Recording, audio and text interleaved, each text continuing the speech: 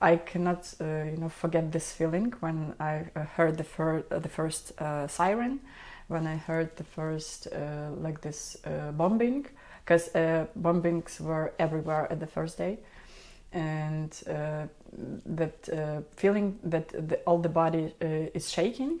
We had this adrenaline, and we just wanted to do something. It's now not that often.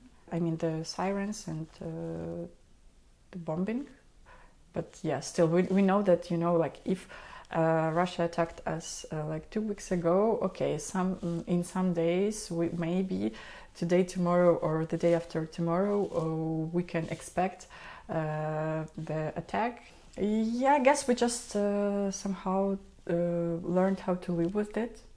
And I don't want I even don't want to use the word used to something, to this situation, because it's not normal. We should not use to that. We just found ways how to live, how to move forward. I see that German society does a lot for people who came from Ukraine, and it's really inspiring, and it shows support for our people. But still, I personally, when I visited my friend in Berlin, I felt in some points a bit unsafe. Some German organizations, like NGOs, they try to make friends again from Ukrainians and Russians. It's not possible now, because it's not possible to have a peace with the aggressor, and with to make friends from the victim and those who, for example, from a raper. Russia does not want compromises, and they just will continue to attack us. And they want Zaporizhia, they want Kherson, they want everything. I'm sure they want Vinnytsia, they want Kyiv. They actually try to be here and to take part of Kyiv Oblast. Parents of my friend, they were in occupation. No one wants to live in Russia, no one in Ukraine. At least those who I know. But those who want, they can move to Russia. But the attack of sovereign state is just a crime. It's a crime in the 21st century, and I personally think about friends who are in the front line now. I have a friend who died there defending our country, and it's just not an option just to give that territory they fight for now, and they did that since the beginning of the big war. It's just wrong. We want to believe that everything will be fine, and we will win soon, and we'll come back to our routine, which is peaceful, not war routine. Don't forget about Ukraine and about the war, which is still here. We can feel it, and we can see it, and we hope that we will win soon, but still it's still here. So yeah, this is my message, I would say.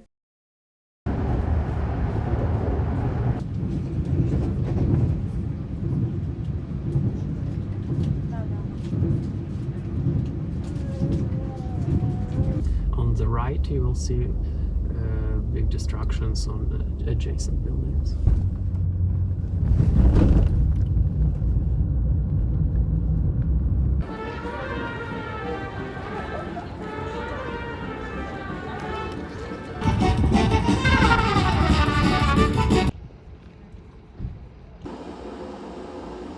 Work? Yeah, I remember my first interview. It was at Peremishil about full-scale invasion, whether or not I will come back to Ukraine. So now you see that I came back. We came to Lviv together with Vika, and then in a few weeks we decided that it's safer for her to move to Czech Republic to live with her parents. What motivated you then to return after 10 weeks? I think at the time I truly understood that my love for Ivan is, bigger than desire to stay in a safe place.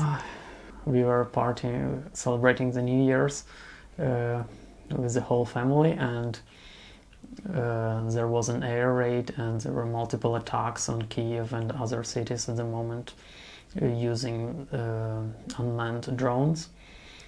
And my dad wanted maybe to see some drone and he was like looking in the window and mom was freaking out. Mathematically the danger is not too high, but still we feel responsibility, because if something happens to me because I don't take care of myself, then someone else has to take care of me. And it's just, we cannot afford to be so irresponsible at the moment. Now I understand that at these times you celebrate every possible holiday even more, because you don't know what will be the next day and you want to gather all your family around you and warm them. Mm-hmm. Germany often has a wrong perspective on Ukraine, and I think the main issue with German perspective is that Ukraine are looked on through Russian optics, and way too often German journalists or analytics, they use Russian sources to report on Ukraine. If Ukraine doesn't get tanks, Ukrainian army will go fighting in like armored vehicles, and if we don't get armored vehicles, soldiers will go fighting on school buses, and it happened before. And it's not like someone fuels the war by providing like necessary armor. It's just saves lives of soldiers, but soldiers will fight anyway. Yeah, I was a kid in 2014, so basically all my adult life is at the state of war. That is why I didn't understand the people who, before the 24th of February the year before, said that Russia will not enter any part of Kyiv and it will not be this way. But for me it's not natural, but like foreseeable future at that time. And I think it's hard to say. I don't know where it will end up and if it ever will. Open the mask. Did you like the interview? Yes.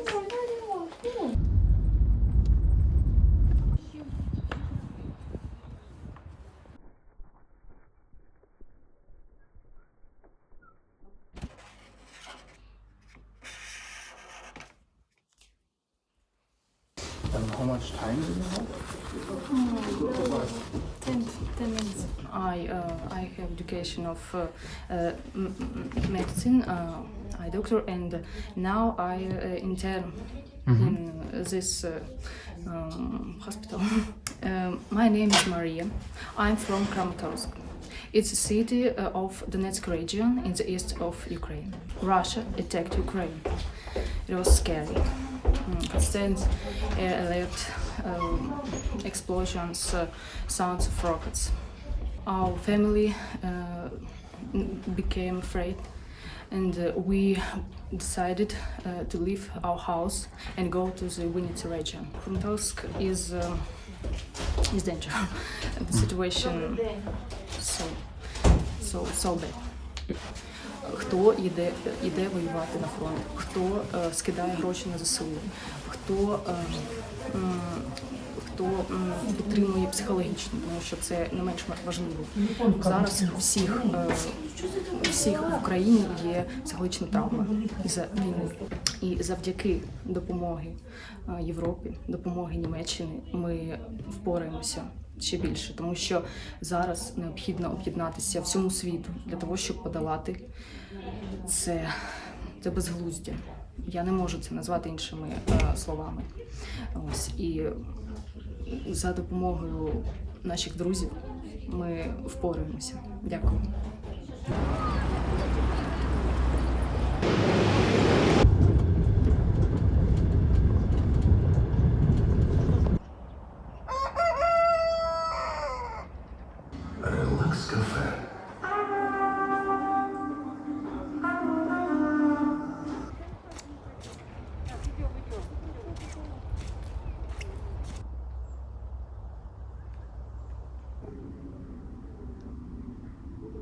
Гаряче буде в ліжках, до укусів тебе цілуватиму, щоб стирався із пам'яті жах, щоб твій стогін злякав порожнечу.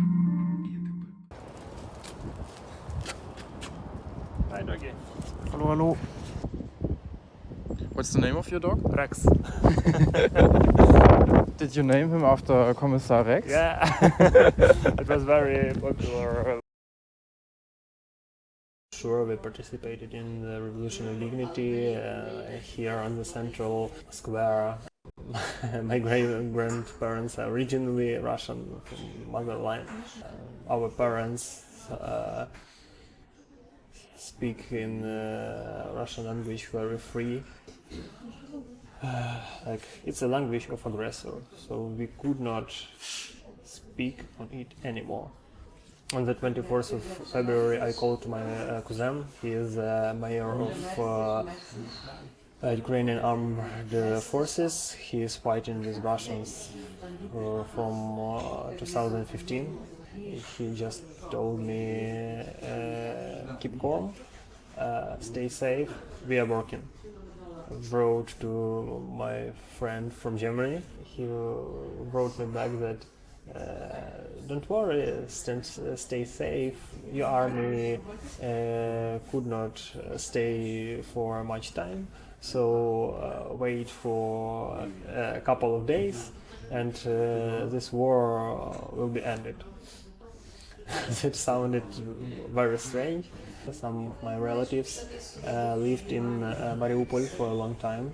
For first 2 weeks of March, there were no connection with them. They have no electricity, no gas supply, no water supply, no heating. Everything is bombing. They found a way how to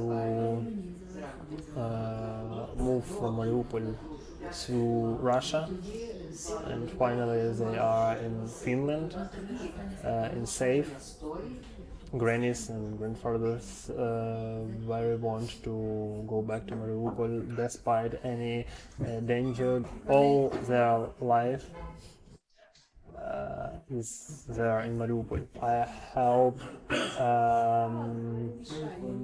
for our army in any other way that I go to the front line, because I am not prepared for fighting. Also to keep working in economy of our country, because it's also very important. And I have been working for big agro-industrial holding, Pan Kurchak.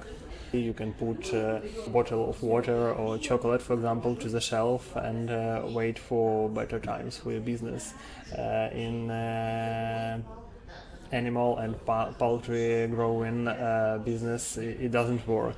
I had never even imagined that Germans will be so close for us, that we will be on the same side, that we will be so common with European society at all. This help from European countries finally could help us to become independent, not only on the documents, but really in people's head. To be honest, nowadays people mostly ignore air raids. You could spend a lot of time in your shelter, near your house or near your work, but it could strike you, on the enter of the shelter. So there are a lot of different situations that could tell you about that.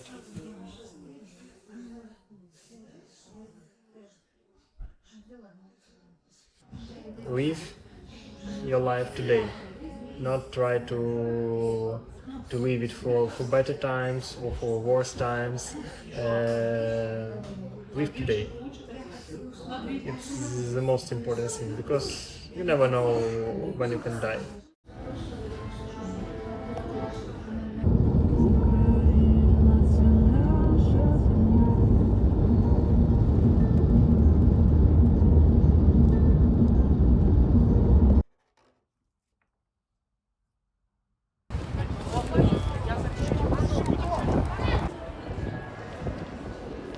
One of our clients, they had an office in Estonia as well as in Mykolaiv.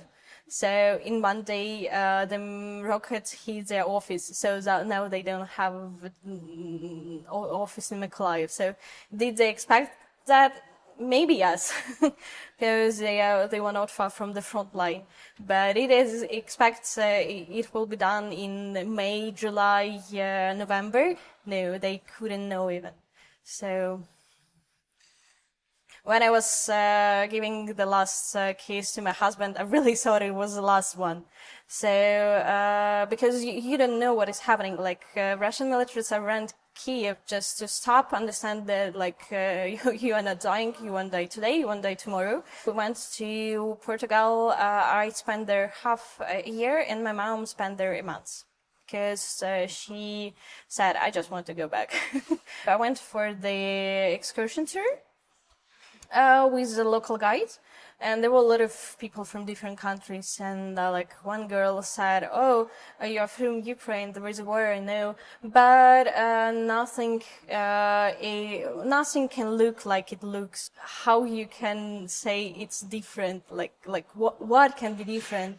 I heard the missiles near my house. I woke up by the missile, and she was just like, "No, I'm not into politics. I don't want to discuss it." So we just ended up the conversation. It's crazy. I was surprised that it was easier for me to live in Kyiv than to live in Portugal in a safe place. Some people said to me, "Oh, you are not looking like a refugee, you are smiling, you're laughing, you're reading, you're walking down to the coast." And I was just like, yeah, because you're just trying to find any happy things you can. So even if that's beautiful breakfast, perfect, you can smile and you can just understand that you're alive. I'm really thankful to the person I've met on our exchange, to Shakira, because she texted me at least once a week. "How are you? Maybe you need any help. If you need any help, you are always welcomed here in Germany." So, and that's like I didn't expect that the person whom I met a long time ago will text me and support me. The war is awful. A lot of deaths are around. A lot of people are dying on a daily basis, but you need to live. Even a small thing to smile, it's really important thing to get through this marathon, because the war is a marathon.